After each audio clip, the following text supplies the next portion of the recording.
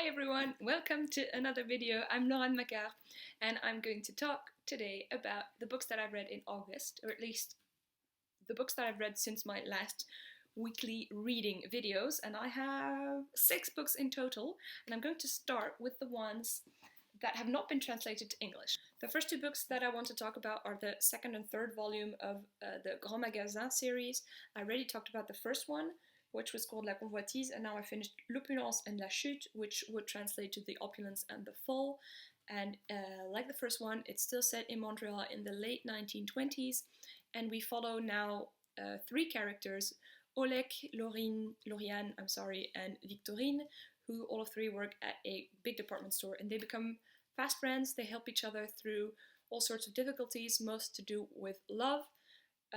I was enthusiastic for the second and third book also to have Victorine's voice, because I knew she was a suffragette. She was also in the first volume. But unfortunately we read nothing about that, except for her at one point saying no to man because she doesn't want to lose her job and she likes her job, which I suppose was in that period very new. We don't really hear more of the ideas behind that and her work as a suffragette, so that was too bad.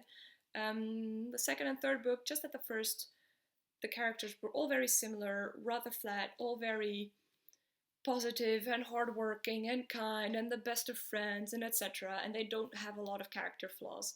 The reason I ended up finishing this, continuing to read this in the first place, is because I read this during the week that there was a heat wave, and this pretty straightforward, rather easy thing was all of that my brain could handle, so it was fine for that. There are a few things that I found interesting though. At one point there is the background of the economic crisis in 1927, and there are a couple of men that we hear about, though they don't really appear in the book, that because they've lost everything decide to commit suicide. So there is kind of this background, but it doesn't have an impact on the characters, so I wish there would have been more of that historical notion, because otherwise they could have taken place at any point in time. And there's another thing I didn't like, is that in this book the 3 characters are friends, and I like it when we have a man-woman friendship that doesn't turn out to be romance. We can be friends with one another without falling in love. And unfortunately, without there being any hint to this happening, and this is a spoiler, but 50 pages or so before the end, Oleg and Lauriane, they hang out a lot and they're friends and etc. And one person tells Oleg, you do a lot with Lauriane. Don't you think you might have feelings for her? And at the same time, someone also tells Lauriane that, you really like Oleg, don't you think there's maybe more? And that's the moment they both realize they might be in love, and then we've got this awkward kissing scene, and everything ends well, and there was no build-up to that. And I know that's sometimes how things happen, but that wasn't necessary in this book. Won't recommend this, except when there's a heat wave and you're looking for something very simple and straightforward.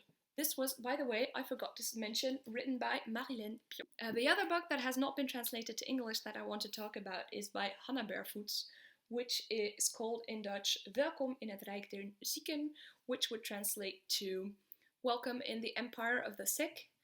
I was very intrigued by Hanna Bervoets when I saw her talk about this book, and then in a longer interview, and she's really a writer that thinks a lot about the things that she's going to say, so I've been wanting to pick this book ever since it came out, and I finally did. It's about the Q fever. The Q fever is an illness that is transmitted via bacteria that goats have, and as a result of that, the people that catch the bacteria have first a fever, and then some have chronic pain and chronic fatigue. And this is about a man that has the Q fever. There was a Q fever epidemic in the Netherlands between 2007 and 2011, and about 100 people died. In this book we read about Clay, who after having come across a goat that had the fever also becomes sick. And this book is about having such a chronic disease, which I had never thought about, because pain and fatigue are things that can be difficult to understand because you don't see someone having something. If someone has a broken bone, we understand, and at one point it's mended. And with a lot of other diseases as well, he compares it at one point to cancer. There is some kind of end. It's either going to end well, and a person is cured, or they die from the disease or complications from that. But with this, with the Q fever and with a few other diseases that characters in the book have, there is not such a diagnosis. You know, you're just gonna suffer for the rest of your life. And it's very hard for the people that are around, the people that are sick, to understand that, and to keep asking, hey, how are things? Well, I still have pain everywhere and I'm still very tired, and it's not going to get any better. It's hard. At one point, when someone is always tired, you want to shake them up and say, well, start being active. But these are diseases, and that's not an option. So we see that mostly happening. Him coming to terms with having a disease that will not be cured, and what that does to the relationship with his girlfriend, but also with his other friends. And he also comes into contact with other people that have these kind of chronic diseases and sees how they cope with it. So it was very interesting. I had never thought really about this world of chronic pain, and it's not a happy world. This is not a happy book. Not per se dark, but it's just kind of grey, and it's not going anywhere because you can't go anywhere. And a part of this book is also set in a parallel universe in the Kingdom of the Ill, and that is where Clay, the main character, he kind of walks around in this weird world, and he has to carry his body around, and his body gets sick, and he's got a person being like a kind of a guide and saying, oh, we need to do that, and hey, we shouldn't go into that forest because that is where people do alternative medicine, and it's difficult to get out of that, and it doesn't work. And it was this weird kind of metaphor for being sick that kind of got over my head at some points. I didn't really like those parts. But the book overall was, I think, a valuable read because I'd once again never really thought about that world. And Hanna Bervoets doesn't have Q fever herself, but she has another chronic pain disease. So she could write from her own experience as well. Hanna Bervoets. Next we have 3 books that are written in English even. First of all, I have... No, my book fell! First of all, I have Sleeping Giants by, where is it written? Sylvain Neuvel. This is sci-fi. I don't read a lot of sci-fi, but I love the cover of this, and a few friends of mine that I follow on Goodreads, I had seen give 5 stars to this, and that's when I looked into it, and because of the cover I decided, fine, adding it to my TBR. So this is sci-fi where a group of people look for parts of something that have been left on Earth by scientists. By alien. So they've got this alien tech. And the book starts where a young girl finds a huge hand, and at that point no one knows what to do with it. And later on, that same girl, when she's a scientist, finds a way to find the other body parts, and that's how the research really kickstarts, and they start putting all of these body parts together and figuring out what it's supposed to be and how to work it and everything. And what I also very much liked about this book is that it's not written in normal form. We don't follow a few characters around. It's written in the form of these files, these scientific files, because this is a project, and it's mainly interviews between this very mysterious character we learn very little about, and is kind of project leader, but not at the same time. He's this kind of man that has links with people around the world, and we don't know a lot about him. And we've got the main researcher, we've got a helicopter pilot, because the pieces of the alien tech are dispersed all over the world, and a few other characters. So we got interviews with them, and there are also a few mission reports. And the advantage of that is that there's kind of always something going on, but we do still get insight into the characters. So there aren't these long stretches of time where nothing really is happening. So that was nice. Love the characters. They were very entertaining. They're kind of far-fetched and all very peculiar people, but that's something I like. And what I really love most about this is the atmosphere and the idea and the feeling that there's something bigger out there, but still having also political intrigues on Earth playing a role. So it's not because they're aware that this is alien tech that the world becomes one identity working towards something.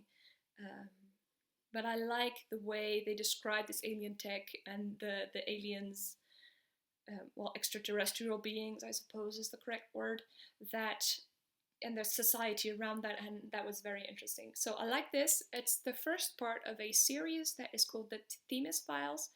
Haven't decided yet whether I'm going to read. It does end on a cliffhanger, a huge cliffhanger.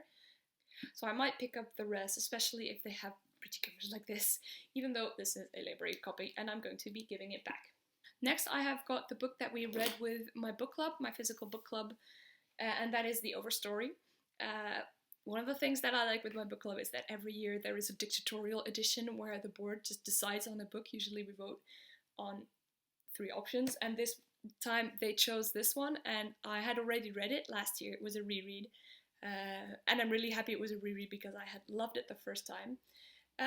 It's about trees, and it's built up into few parts. We follow 9 characters, and the first part of the book is called Roots, and we learn of the backstories of the characters and a bit of their relationship to trees and what they do, and it's kind of the start of their stories. And then in the second part of the book, it's called The Trunk. Some stories get together, others don't, and they kind of build up, and it's really the main thing. And some of the characters, the main story going on in here is about a group of eco-warriors who fight for trees, because we learn about how awesome trees are and how diverse they are and all of the things that they do that I had no idea, and how intriguing forests are, and how, I'm not going to say magical, but how complex that world is, and that even dead trees still play such a huge role, that they communicate with one another, that they can tell one another dangers coming, and etc. And the third part of the book, I'd say, well, it's kind of a tree. Look, it's trunk. The stories also get separated again, especially the part with the eco warriors, because something happened. And the last part is then called Seeds, and it's kind of the end of the stories. I'm not going to tell you about all of the characters because there are too many, but we've got the one that I preferred was a scientist who, for parts of the book, she just sits in the forest basically and does this tremendous research where she learns about trees, and she just observes them and understands more and more, and then tries to become a voice for the savior of trees, and starts this awesome project. But there's also kind of an artist, there's a psych student, there's a young man that makes a video game, etc., etc. And the thing that I love most about this book, okay, there are 2. I always say the thing. That's not. There are a couple of things I really loved about this book, and that is, one is that it's built like a tree. It's built like, first we've got all these separate stories, and then they come together, and that part is kind of slow because, well, in a tree's life, things grow really slowly. So it made sense for me that some of the parts of this book you just not really going anywhere, because a tree doesn't have to go anywhere. And there's also some part of the story that do come together. Others you don't really know if they do anything, if they're going anywhere, if they have some kind of purpose. And then we've got parts of the stories that are kind of intermingled, like in a forest. Some things indirectly influence one another, and like I said, trees communicate, and a forest is this breathing hole, and I loved reading about that.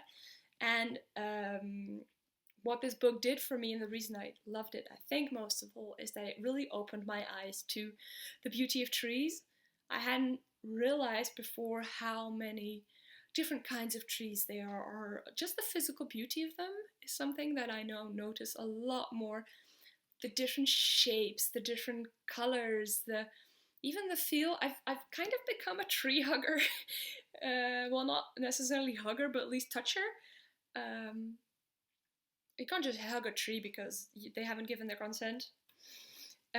But trees feel different. Some are a lot rougher, and the trunks have different shapes going on. Some are very smooth, and I've been very lucky that when I was on holiday at the beginning of the year, we went to few tree parks because I had this newfound love for trees, and I've been able to touch 2 sequoias, and sequoias are awesome because they're kind of mushy. So when you touch their trunk, they kind of give. Awesome. Trees are so beautiful. So that is what that book has done for me. And yes, there are some things in this book that, I mean, like I said, it's a bit slow, but it felt so like everything was done on purpose somehow. Love this. I know it's not for everybody. I know people that have struggled through, but I absolutely love this, and I'm very happy that I've been able to read it for a second time.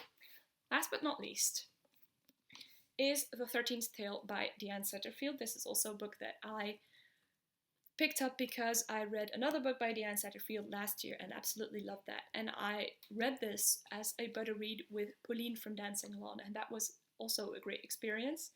This is the story about a young woman, Margaret Leah, who grows up in a secondhand bookshop, and she has an awesome relationship with her father.